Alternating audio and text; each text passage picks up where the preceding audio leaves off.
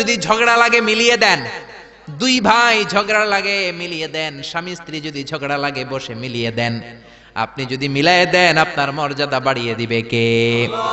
বিশ্বনবী সাহাবীদের বললেন, আলা উখবিরুকুম বিআফদালি দারাজাতি সিয়ামি ওয়াস সালাতি ওয়াস সাদাকাহ। ও সাহাবারা, নফল নামাজের চাইতে বড়, রোজার চাইতে বড়, যাকাতের চাইতে বড় একটা ইবাদত আছে, আমল আছে। ওই আমলটা কি আমি কি তোমাদের বলবো না?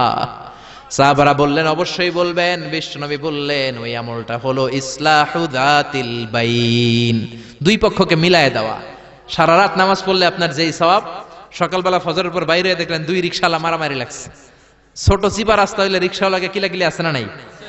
আপনি রিকশা থেকে নেমে দুইজনকে বুঝাই দিলেন মারামারি করো না, ঝগড়া করো না, মিলাই দিলেন। আপনার জান্নাতটারে বড় বানায় দিবে কে? মিলাই দিবেন। যারা ইমানদার এরা মিলায়